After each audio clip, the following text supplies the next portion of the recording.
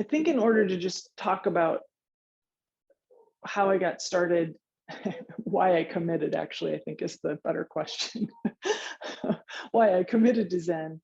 I do want to just back up and say that before I came to our Zen training, I had for like 12 years or so been a Shambhala meditator.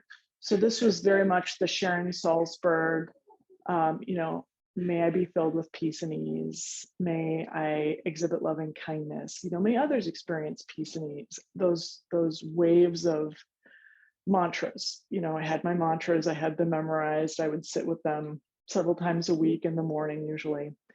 And it was fine. I didn't know anything different. You know, that was my meditation practice.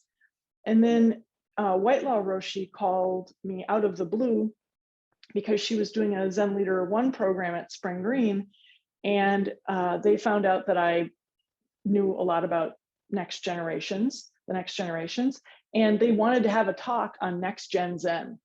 And so she was like, you're close. You seem to have this credential. You know, would you want to come out and do an evening program? And all I can do is trade you. I can give you the program at no cost if you'll do the talk on Saturday night or Sunday night or whatever. And so I agreed to do it. And I was so excited because I thought, oh, you know, I've been doing, this will be great to explore this other modality.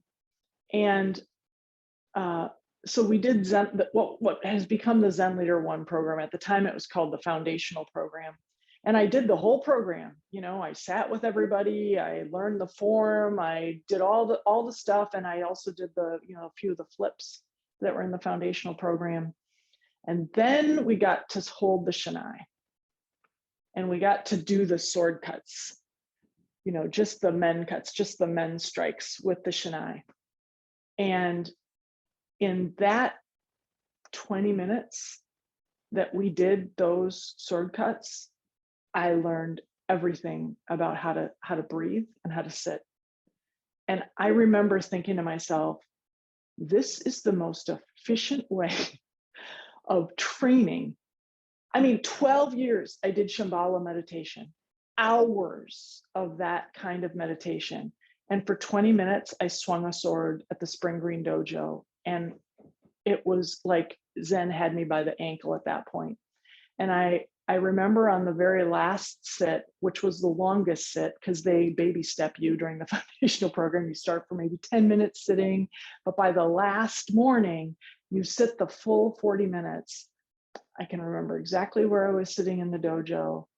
I can remember having just I felt very concentrated. And all of a sudden, an angel and a devil appeared on my shoulder. And the angel was like, you should keep training in this. Like, this is awesome. And the devil was like, who's got time to sit still for 40 minutes every day? Like, this is some bullshit. Like, you run a business. And the angel was like, but this is so close. Like, you're not going to find a closer, like, this is only a few, less than an hour from your house. And back and forth it went. And I just got a huge smile on my face and thought, this is already freaking settled. I know I'm going to train in this, so y'all can just shut up. And back I went to training, and that was in June. And by August, I had asked my teacher, how do I do this? And I was off to the races. So I don't think I would have, kind of like you said, you can't unbundle yourself from your experience, but I don't think I would have appreciated the efficiency of this training unless I'd done the Shambhala training for all those years prior to this.